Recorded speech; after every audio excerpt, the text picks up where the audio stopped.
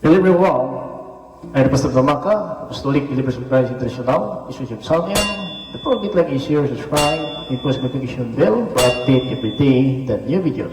Thank you so much. God bless us all. Magandang umaga po sa lahat sa ating mga viewers, listeners dito po sa YouTube channel, sa Facebook. Okay, kapayapaan at habag biyaya ng Diyos ay suma sa atin sa pagitan ng ating Panginoon Hesus Kristo. Ito Philip sa Tumaka, Apostolic Believers of Christ International. Mga kapatid, sa oras na ito, magpasalamat tayo sa Panginoon sa lahat. Sa kanyang kabutihan, sa bawat araw, tayo po ginagabayan ng Panginoon. Hindi po tayo pinabayaan ng Diyos sa ating pagtulong ng gabi. Tayo po ay binabantayan ng Panginoon. Ayon po sa kanyang kapangyarihan, sa kanyang mga anghel ay nag-abang po sa daan upang ingatan po tayo sa ating mga lakad saan tayo paroroon. Kaya sa lahat, magpasalamat tayo sa Panginoon. Sa lahat nagdiriwa ngayon na yung karawan. Happy birthday po sa lahat. Naway kapayapaan habag biyaya ng Diyos pagpapala at ang kahilingan ng bawat isa sa inyo. Naway pagkaloob ng Diyos, kadagdagan ng mga araw at mga taon at malusog ng katawan. Mga kapatid, sa oras na ito ating pasalamatan ang Panginoon sa kanyang biyaya sa bawat araw sa ating hininga lakas ng katawan. Ito po ay galing po sa Panginoon lahat. Hindi po ito galing sa ating pagsisikap, kakayahan. Ito po ay kalooban ng Diyos na hanggang ngayon matili po tayong buhay at nagpapatuloy tayo sa pag-asa at panampalataya sa ating Panginoon na siya babalik at kukunin po niya tayo. Pati yan po pag-asa natin na ating hinihintay hanggang sa mga araw na ito ay patuloy ang biyaya at saka tayo po ay natatag sa panampalataya sa salita ng Diyos na ating napakinggan. Na huwag natin hayaan mga kapatid sa ating kapanahonan ngayon na masayang lang po mga panahon na bigyan ng Diyos sa atin sapagkat ang lahat ng bagay ay galing po sa Panginoon. Hindi po tayo nagkaroon ng mga bagay na sa ating sariling pagsisikap. Ito po ay galing po sa kalooban ng ating Panginoon. Kaya hanggang ngayon natili pa tayo dito sa liputan ayon po sa pasya ng Panginoon sa Psalms 119 and verse 19 na pansamantala lang po mga kapatid na ating buhay sa ibabaw ng lupa. Hindi po tayo magtatagal dahil po yan talaga ay kapanahon natin ngayon sapagkat ang sinabi ng Panginoon kay Apostol Pedro, isa John 21:22, Pedro, kung nais ko hanggang sa aking magparito buhay pa siya, sa'yo, sumunod ka lang sa akin. Na mga kapatid, marami na pong pumanaw, yumaon na po ating kamag-anak, ating mga ninuno dahil po sa tagalang panahon hanggang ngayon mga kapatid ang Panginoon bumabalik dahil po ang naisang Panginoon talaga ang tao magkaroon ng kaligtasan. Ay po sa 2 Peter chapter 3 verse 15, ang sabi sa Pedro, alam ninyo ang Panginoon naparito upang bigyan ang tao ng pagkataon maligtas. O yan mga kapatid, ang plano ng Diyos pala sa buhay natin upang bigyan ng pagkataon po tayo na maligtas sa sanlibutan na ito. Naalam ng Diyos po mga kapatid sa bawat araw na ating pamuhay, hindi po natin perfect ang ating sariling pamuhay, nakingkaaway natin ang ating sariling katawan at kinakaaway naman natin ang Espiritu Santo na binigay ng Diyos sa atin sapagkat ang dalawang ito maglaban-laban talaga habang sa katawan po tayo. Ayon po sa Galatia chapter 5 verse 16 to 17, ang sabi sa Pablo, mamuhay kayo sa Espiritu, huwag nyo bigyan ang pagnanasa ng laman. Kasi ang dalawa nito mga kapatid, tanda po natin, ito po ay magkaaway. Hindi po sila ito nagkakaisa sa katawan na ito. Sapagkat iba po ang layunin ng Espiritu at iba din ang layunin ng laman. Sa pandalawa ito nagkalaban-laban talaga at hanggang ngayon ay ito po ay ating pinaglaban, pinipigilan natin ating sarili, pag-iisip, naramdaman, panalita, ating ginagawa. Ayaw natin na maging mga kapatid, salungat tayo sa kalooban ng Diyos dahil po may parusa talaga. Lahat po na lumabag ng utos ng Diyos ay nagkasala at ang makasalaanan ay sa dyablo. Ayon po sa 1 John chapter 3 verse 4 na lahat ng lumabag ng utusan ay nagkasala at sapagkat ang kasalanan paglabag ng utusan. In verse 8, in chapter 3 verse 8 sa 1 John, at lahat ng patuloy na pagkasala ay sa dyablo. Kaya mga kapatid, huwag natin hayaan hanggang ngayon para ignorante pa rin tayo sa aral ng Diyos. Huwag natin hayaan mga kapatid na baliwalain natin ito mga salita ng Diyos na ating pinapangaral hanggang sa mga araw na ito. Dahil po mga kapatid na naisang pa talaga magkaroon tayo ng kaligtasan. Now, hindi natin maiwasan mga kapatid sa ating panahon ngayon sa relihiyon, doktrina, alituntunin, mga gawain. Ito yung mga aral ng sanlibutan, minsan po nagkasalungat po sa mga apostol. At ito po dahil mga kapatid nagdalawang isip at nagtataka tayo At bakit nagdami ang relihiyon? Marami po nangaral, marami po ang nangangkin ng kaligtasan. Subalit mga kapatid, wala magkapag-angkin ng kaligtasan kahit sino man. Anong klaseng relihiyon? Ang kaligtasan ng kasiguruan nandiyan po sa pagsunod ng utos ng Diyos. 1 Corinthians chapter 15 verse 1 up to 2. Ang kaligtasan na ito mga kapatid, hindi po sa magitan ng relihiyon. Ang kaligtasan na ito, sa magitan po ng aral ng mga apostol na ating pinanghawakan at pinatilian hanggang ngayon. At ito mga kapatid, sa ating panampalataya na tunay sa magitan ng may gawa, mga kapatid, ito po ang katibayan ng tunay na panampalataya may kasamang gawa, sapagat ang panampalataya nagbubunga ito ng gawa. Ayon po sa 1 Thessalonians chapter 1 verse 3. Na mga kapatid, hanggang ngayon sa ating panahon, at alam po ng Diyos na ating katayuan, ating pamuhay at ating kalagayan, kung ano ang ating katayuan niya sa harapan ng Diyos. Walang iba mga kapatid, na nais ang Panginoon talaga na magkaroon tayo ng tunay na kaligtasan. Now, ayon po sa Galatians chapter 5 verse 16 to 17, kaya mamuhay kayo ng ayon sa nais na banal na espiritu, para hindi inyo mapagbigyan ang pagnanasa ng laman. So, para hindi mapagbigyan ang pagnanasa ng laman, mamuhay tayo ayon sa banal na espiritu. Ang ibig sabihin mga kapatid, dapat sa lahat ng panahon na ating pamuhay, dapat ang salita ng Diyos, yun po ang pahalagaan. Hindi po ang mga bagay, pinapangarap, inaasahan, hinahangad natin, yun po ang mahalaga. Ang mahalaga, ang sundin ang kalooban ng banal na espiritu. Ito po ang salita ng Diyos na iniwan po sa atin hanggang ngayon, na hindi pa siya naparito, para magkaisa tayo sa kanyang salita. Kasi ito po ang nais ng Panginoon, na turuan tayo ng tama na pumuhay, huwag naging salungat sa paningin ng Diyos, upang ng parusa maiwasan po natin mga batid, hanggang sa araw na ating pagharap sa hukuman, talagang malaya po tayo, sapagkat ang sinabi sa Romans chapter 8 verse 1, lahat nagkaisa kay Kristo Jesus, wala nang hatol na parusa. In 2 Corinthians chapter 5 verse 19, ipinagkasundo ulit ng Panginoon ang sanlibutan sa magitan ni Kristo, at hindi na lalahanin pa ang kanilang makasalanan. Ipinagkasundo tayo sa magitan ng anak ng Diyos, si Panginoon Kristo, ang buong sanlibutan, at hindi na lalahanin pa ating makasalanan. Tama po mga kapatid, ang Biblia ng kapatunay. Kaya sinabi po sa Hebreo in chapter 10 verse 7 up to 8, mga kapatid, na itanim. Tandaan po natin na ito po ang Biblia mga kapatid, ay nais ng Panginoon malaman po natin na kailangan natin malaman ang salita ng Diyos, sapagkat ang Biblia nagpapatunay na po na kung walang kakulangan po ng dati, ay walang na sana ngayon pangalawa. Pero dahil po sa pagkukulang po ng Israel ng dati po na utos ng Diyos, ayun pong dahilan na gumawa ang Panginoon ng bagong tipan, kung bagong kasunduan sa mga angkan ni Israel, at ito nagkaisa po tayo, para po tayo mga kapatid, hallelujah, na hindi mawala ng pag-asa. Kasi hindi nagustuhan talaga ng Panginoon noon pa man ang mga handog ng mga Israelita, na ito po ay sabihin natin binigay ng utos kay Moises, pero hindi po sila nasakdal diyan. At hanggang ngayon mga kapatid, maraming umasa na ganyan po ng paraan, pero talaga ang Biblia nagpapatunay na hindi po nakakasakdal ang kautosan ni Moises. At dahil diyan, kay Kristo po tayo, no? Kay Kristo po tayo mga kapatid, magkakaisa ng kaligtasan na ito. Sapagkat ang sinunog talaga, hindi makapagpalinis ng kasalanan. Kaya kay Kristo po tayo ngayon, ay nagkaroon ng pag-asa, kaya ito ating ginagawa. Nagpatuloy po natin kapatid, ipangaral po ating Panginoon Kristo kung paano tayo mamuhay sa magitan ng banal na espiritu, para huwag pagbigyan ang hilig ng laman.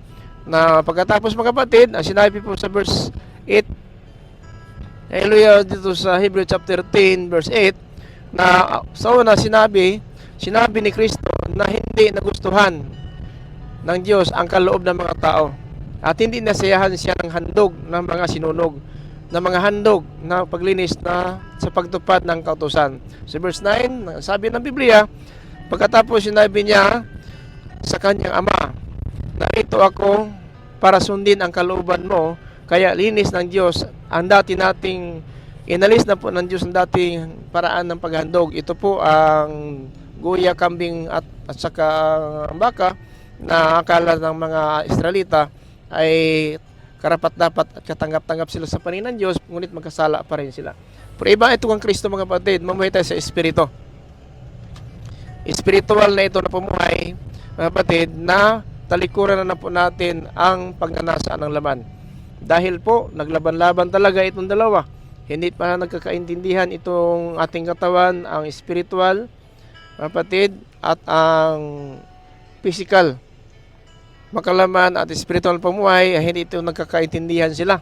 Laban-laban po ito. Ang sabi ng Pablo sa verse 17, ayon po sa Galatians chapter 5:17, ang sabi ito, sapagkat ang inasa ng laman ay kalaban ng espiritu at ang inasa ng espiritu ay kalaban ng laman. At ang dalawa ito naglaban-laban sa ating katawan. Kaya itong ating ginagawa mga kapatid, patuloy po tayo nangaral po ng salita ng Diyos.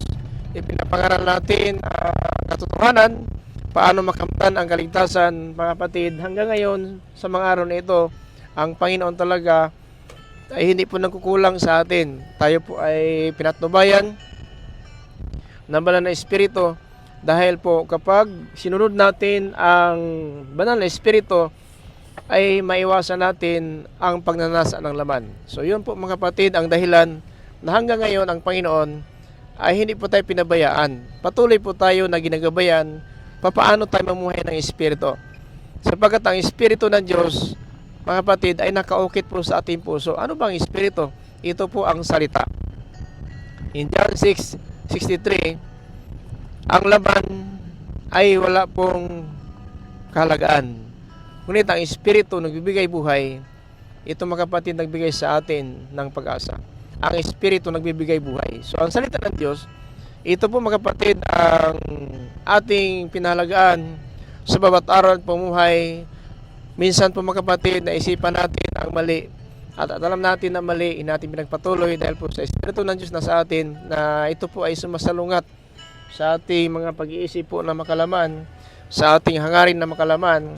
Ang Espiritu ng Diyos, ito po ay naging hadlang na ang gawain natin na makalaman at ito'y pagnanasa ng laman. Kasi maliwanag po no, sa Galatians chapter 5:16 na mamuhay kayo sa Espiritu upang maiwasan ninyo ang pagnanasa ng laman.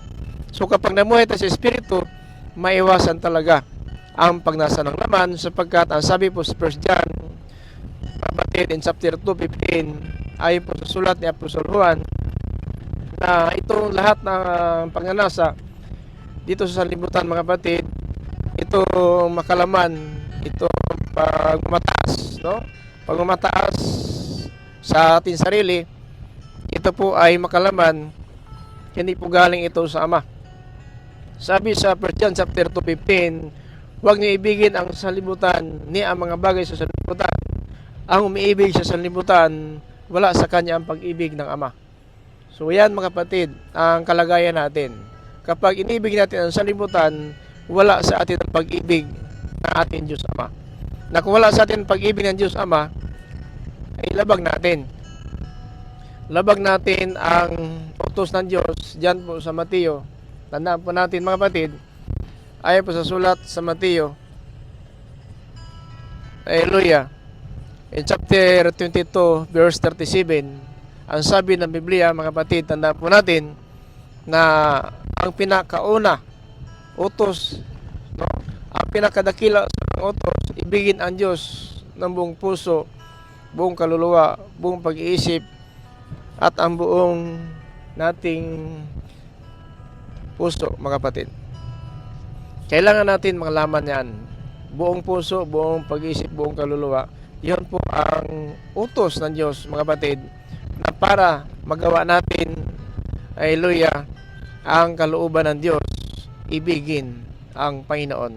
Dahil kapag patunayan natin mga kapatid na talagang may pag-ibig tayo sa Diyos, so ito po ay pinatunayan natin sa ating pagsunod ng kanyang mga utos. Isa John 14 verse 21, ang sabi ng Panginoon Kristo na siya ang sumusunod na aking mga utos, gumagawa, nakikinig at gumagawa, siya umibig sa akin.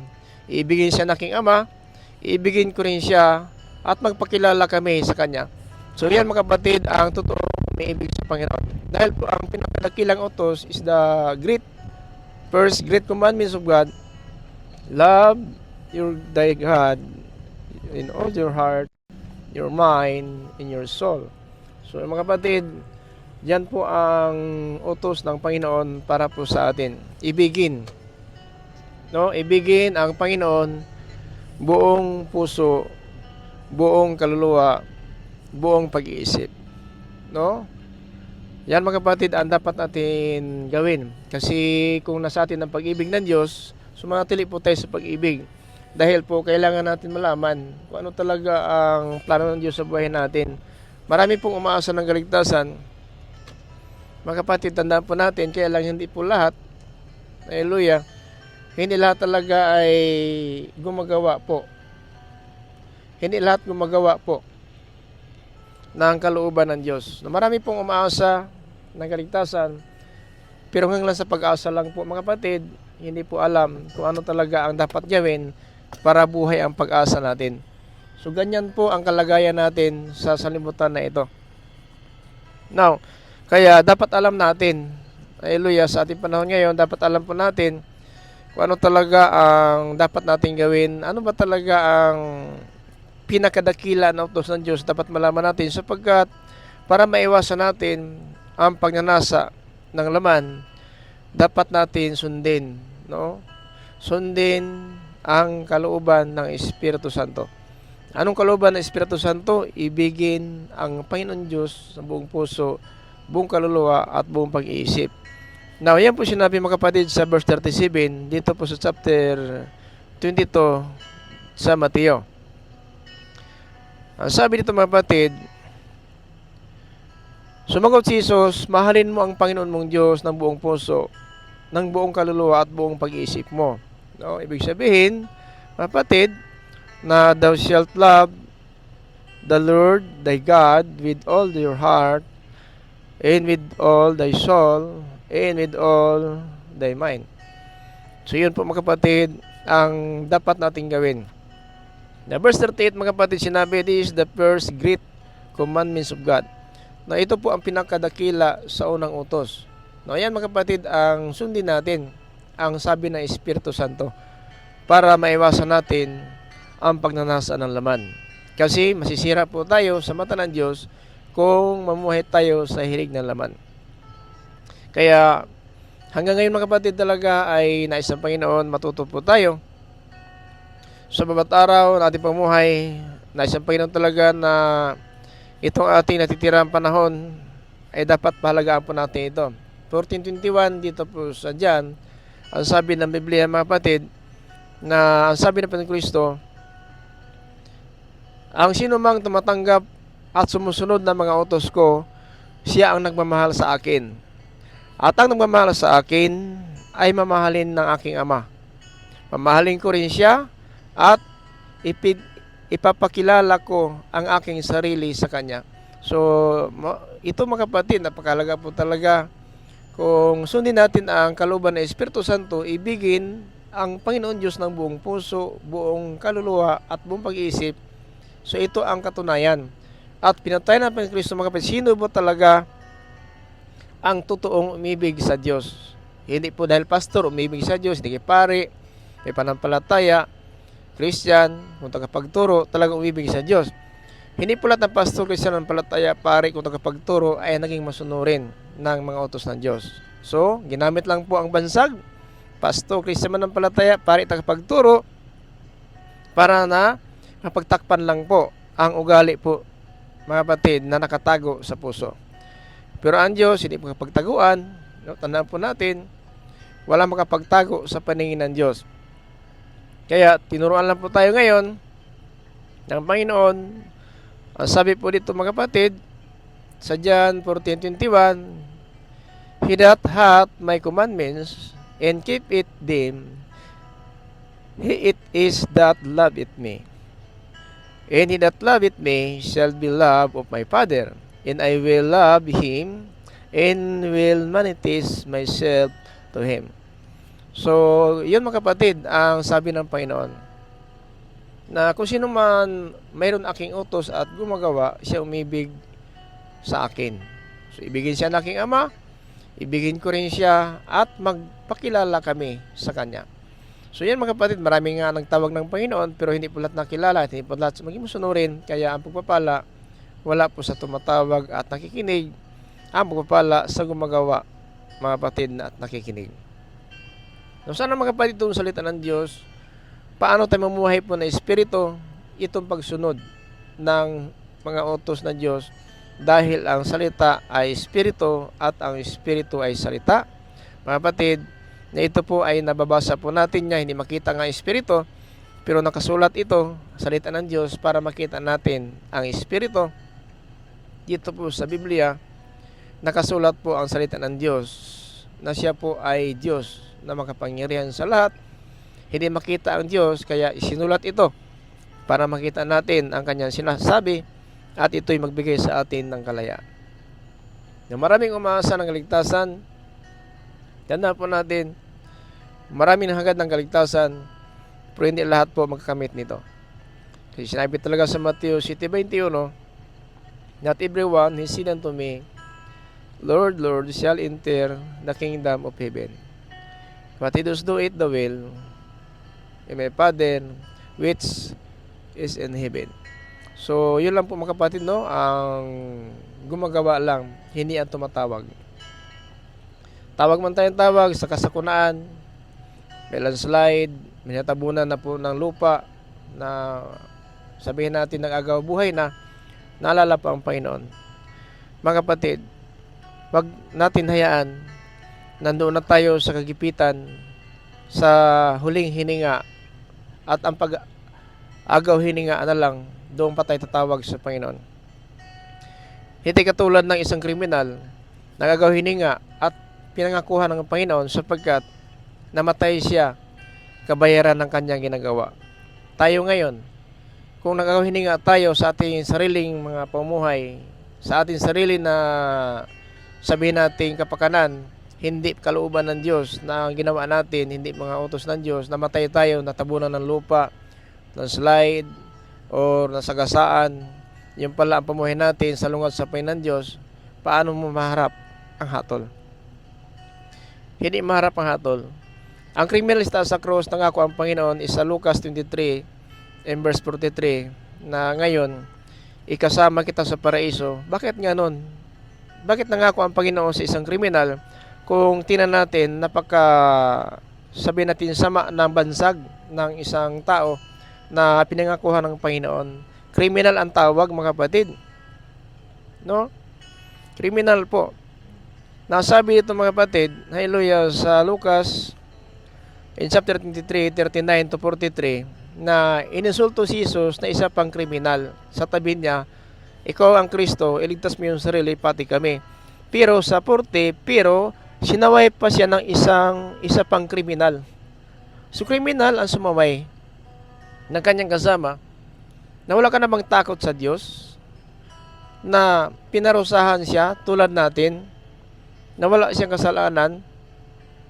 Tayo dapat tatanggap ng parusa na ito, kaya nagkasala po tayo. So dapat lang mangako ang Panginoon doon si taas ng cross sa isang kriminal na sinabi sa verse 43, ngayon ikasama kita sa paraiso. Bakit? Patay ang kriminal sa kanyang ginawang kasalanan. Kung namatay tayo, natabunan ng lupa, nasagasaan tayo, nabarilan tayo, sino ang mangako sa atin? May mangako ba? Ito, papunta ito ng paraiso? Hindi, kasi ang namatay tayo sa kasakunaan. Hindi po tayo namatay na ipinagbayad natin ating buhay sa ating ginawang kasalanan. Pero ang kriminal, namatay si taas sa cross, bayad. Bayad na po ang kriminal sa kanyang ginawang kasalanan. Ngayon, tularan ba natin ang kriminal? Maraming gumagaya at ginawang rason. Pastor, ang kriminal, sa huling hininga, kasama ng Panginoon si taas sa cross, nangako ang Panginoon Kristo. Dapat mangako. Kasi isang halimbawa, na namatay nga ang kriminal at nangako ang Panginoon ng paraiso sa kanya dahil ang kamatayan sa cross, yan po mga tao, mga isinumpa. 3:13 po sa Galatia. Mga kapatid, tayo sana ang sinumpa, pero si Kristo po ang naging sumpa sa atin. So ibig sabihin, bayad na tayo. Tama, bayad na tayo. 1 Corinthians 6 verse 20, binili na kayo ng isang halaga. Ito po ang kamatayan ng Panginoon. Pero minsan kinakalimutan po ang halaga na ginawa ng Panginoon sa taas sa cross. Kaya nga napatunayan, nangako ang Panginoon sa taas sa cross talaga na ang nakiisa sa kamatay sa taas sa cross may kalayaan na talaga. Kasi yung kriminal, bansag kriminal, pero nangako ang Panginoon ngayon, ikasama kita sa paraiso. Ano nagawa ng kriminal? Bakit nangako? Na tayo ngayon, marami pa tayong mga gawa. Makapagpuri pa tayo, nakikinig pa tayo ng aral ng Diyos, pero ang kriminal wala na po. Pero ano ang dahilan? Mga kapatid, anong dahilan na napangakuhan pa siya ng paraiso? Dahil bayad ang isang kriminal sa kanyang ginawang kasalanan. Anong sabi niya? Sa 40, ulitin natin. Sinabi ng kriminal, pero sinaway siya ng isa pang kriminal na ipinako, hindi ka ba natakot sa Diyos? Ikaw na pinarusahan din ng kamatayan. 41. Dapat lang parusahan tayo sa kamatayan dahil sa mga ginawa nating kasalanan, pero ang taong ito walang ginawang kasalanan. Totoo nga, namatay si Kristo sa krus para po sa atin, hindi po sa kanyang sarili. No? So may mensahe ang krus.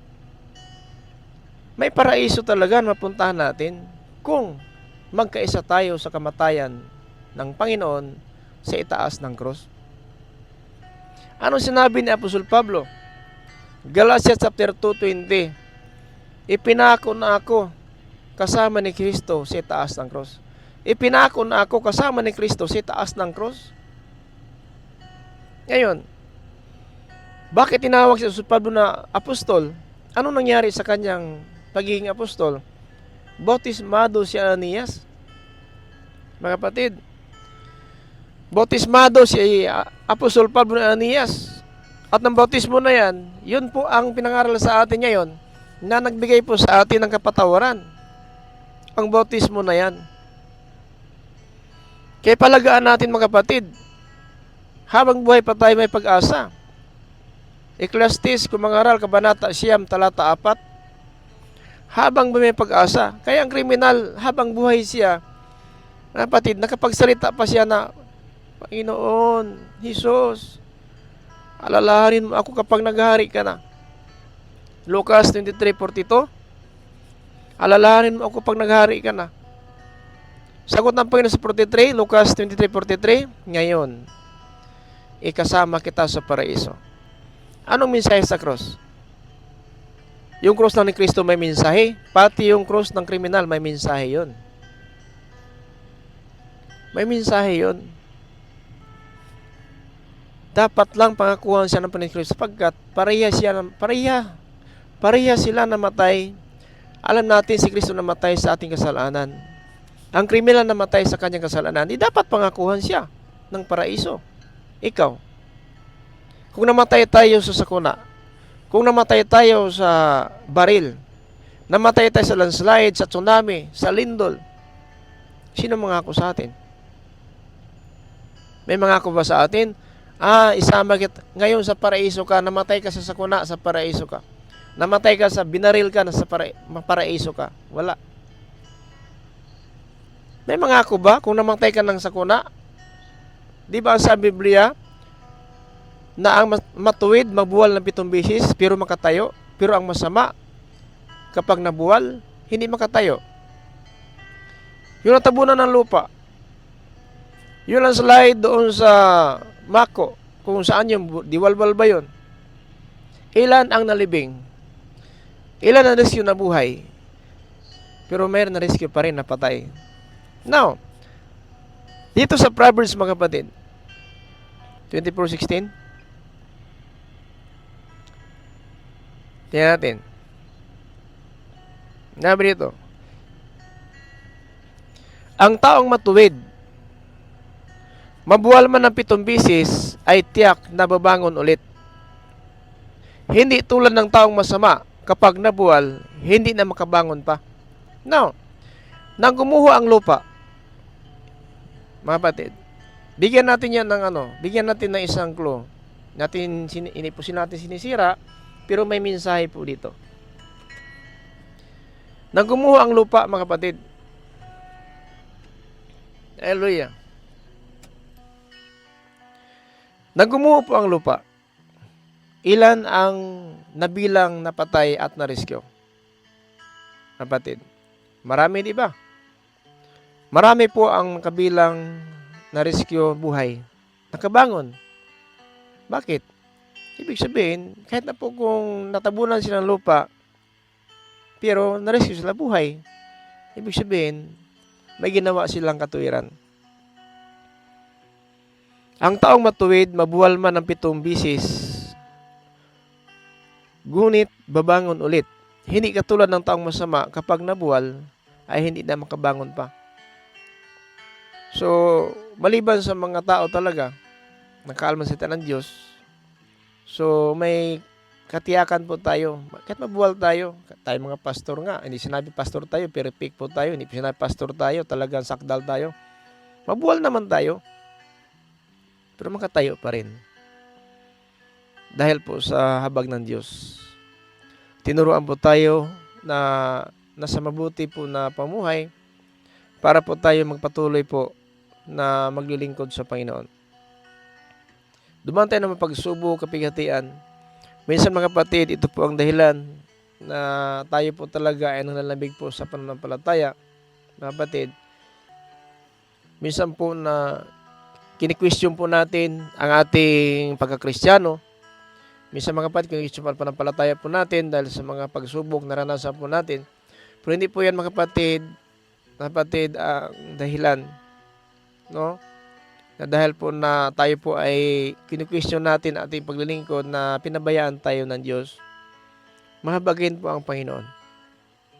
Ayaw ng Panginoon mapahamak ang tao.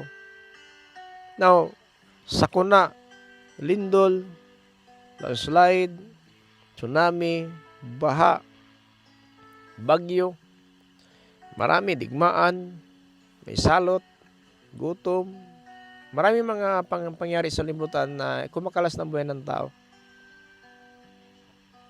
Dumaan ang coronavirus. Hanggang ngayon, mayroon pa rin positive ng corona.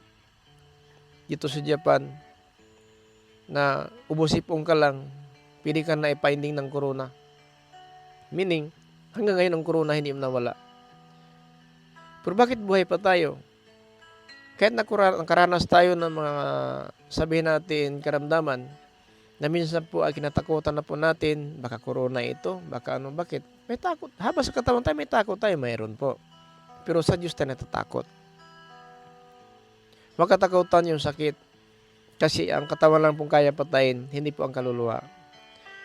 Now, ating key verse, ang sabi po sa Galatia chapter 5, 16 to 17, huwag pagbigyan natin, no, ang pagnanasa ng laman. Ano ang gawin? Sa 16, ang sabi ng banal na aklat na sundin natin ang kalooban ng Espiritu Santo para hindi natin pagbigyan ang hilig ng laman. So kapag sundin natin ang Espiritu Santo, maiwasan natin ang pagnanasa, pagpatay, pangalunya, pagkikiapid, pagsamba ng mga Diyos-Diyosan, pagiging bayot, pagiging tumboy, pagtunghayaw, paglalasing, pagiging sakim, panira ng kapwa. So maiwasan po natin yan. Kasi hindi po kalooban ng Espiritu Santo yan. Kasi gusto natin sundin ang Espiritu Santo, naiwasan po natin ang mga bagay na hindi sang-ayon sa Espiritu Santo. Tama sinabi ni Apostol Pablo sa Galatia in chapter 5:16 na dapat nating pagbibigyan ang Espiritu Santo. Huwag ang pagnanasa ng laman. Kaya mamuhay kayo ng ayon sa nais na banal na Espiritu para hindi niyo pagbigyan ang pagnanasa ng laman.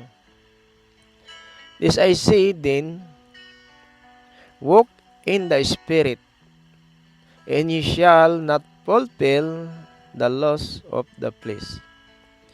Huwag, mga kapatid natin, hayaan na masayang lang po ang mga panahon na hanggang ngayon ang Panginoon talaga ay binigyan po tayo ng panahon, tinuturuan po tayo ng rapat na pamuhay para po tayo maging karapat-dapat sa kanyang kaharian. 17, sapagkat ang nasa ng laman ay laban sa nais na espiritu at ang nais na espiritu ay laban sa nasa ng laman. Magkalaban ang dalawang ito, kaya hindi niyo magawa ang gusto ninyong gawin. Yan mga kapatid, ang sinabi po ni Apostol Pablo. For the flesh lust it against of the spirit, and the spirit against the flesh. And these are contrary the one to the other, so that he cannot do the things that he would.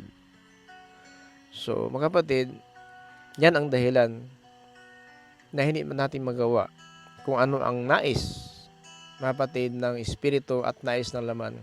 Dahil magkalaban po ito. Pero kung sundin ang espiritu, maiwasan ang pagnanasa ng laman.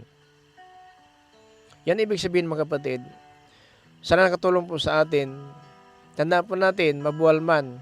Ang sinabi po sa Proverbs 24:16, na ang matuwid, mabuwal ng 7 bisis, babangon ulit. Pero ang masama, tuluyan itong babagsak at hindi na babalik. Kaya may nakuha talaga ng lupa, patay na talaga. Hindi siya makatayo uli sapagkat patay na. May na-rescue naman sa nakalibing sa lupa pero buhay pa. Ibig sabihin makatayo pa ulit dahil sa tuwiran na kanyang ginagawa. Kaya mamuhay ng matuwid, mabuwal ng 7 bisis, babangon tayo. Tayo mga Kristiyano, magalingkod ng Panginoon, mananampalataya, huwag hayaan at sundin ang pagnanasa ng laman dahil kalaban ito, mga kapatid, ng Panginoon bilang mga Kristiyan dito sa ibabaw ng lupa. Na maraming salamat mga kapatid sa lahat ating mga viewers, listeners dito po sa ating YouTube channel sa Facebook. So i-like and share lang po natin mga kapatid ang salita ng Diyos. Huwag hayaan mga kapatid na makalimutan po natin ang salita ng Diyos na ating napakinggan. I-like and share lang po natin sa ating mga YouTuber, sa ating mga kasama sa YT. Lahat na po nakasubscribe. So i-below na lang po natin ating channel para po may mga video na bago na ating iparating sa bawat araw. Dagdag kaalaman at mapaghandaan po natin ating pumuhay. Pagkarapat dapat tayo sa pagparito ng ating Panginoon. So sa ating mga viewers sa ating Facebook, so lahat po na ating mga sa Facebook, i-like and share lang po natin ang salita ng Diyos para makarating po ito sa ating mga kaibigan, kabag-anak o mga hallelujah kasama sa ministry, kapatid sa pananampalataya. Buong sanlibutan ay maparating natin ang mensahe ng Diyos. Ito ang bigay sa atin ng pag-asa. Pumuhay po na espiritual, yan na kailangan natin yan para po na mabubuhay tayo sa paningin ng Diyos. Maraming salamat po sa lahat ng mga viewers listeners dito po sa ating YouTube channel sa Facebook. Ito po yung lingkod para sa Tumaka Apostolic Believers of Christ International. Magsabi sa bawat isa, the grace of Jesus Christ be with us. Amen. Amen.